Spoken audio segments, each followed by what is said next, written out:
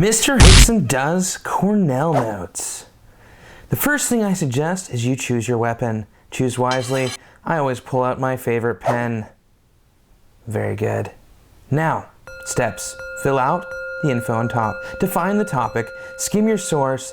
Start taking notes. And when it's all done, you will write a summary. Now, you're going to want to put your name when you fill at the top, followed by the teacher who's actually teaching the class for which you're writing notes, and then the class which you're writing notes for, and finally the date. Now, make sure you know the topic that you're writing around. This one is Poland. Now, that's how we're going to define the topic, and everything we talk about on this paper is going to have to do with, yes, you've guessed it, Poland. And I love to put the page number, just so you can go right back to Poland and skim. Skim your source. Look at pictures. Look at captions. Look at headings. Look at words in blue or bold or vocab words. Those are all wonderful indicators. Write the main idea and then underline it, so you know that it's a big deal. Next, you're going to want to ask some questions. The first big idea I had was tradition. And I wondered, what traditions do they have in Poland? Why do they have these traditions? Who knows? Well, I'm about to know. One of the first traditions I found was Roman Catholic religion. And there's actually several religions, and I'm going to talk about all of them. So I put this point out there and I put a bullet. It's my first piece of information. And when you write a bullet, you can either use one word to describe a particular topic and put other things underneath it, or your bullet point could be a short sentence. It's really up to you. I personally love to use subpoints.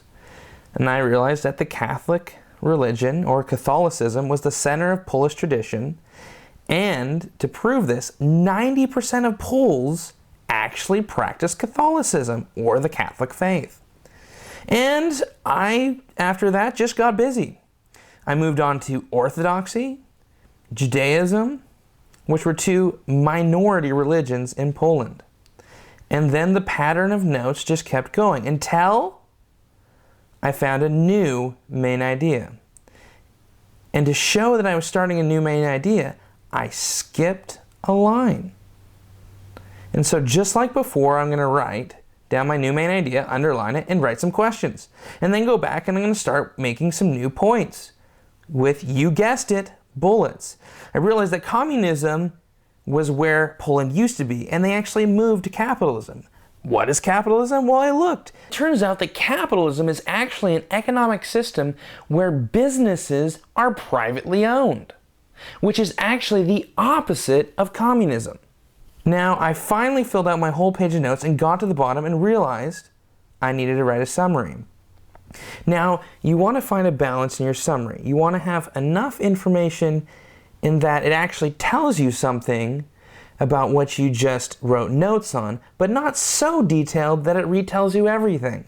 Then what's the point of summarizing something that you've already written right above? Ta-da! It looks like I'm done. Fantastic. Well, this has been Mr. Hixson Does Cornell Notes.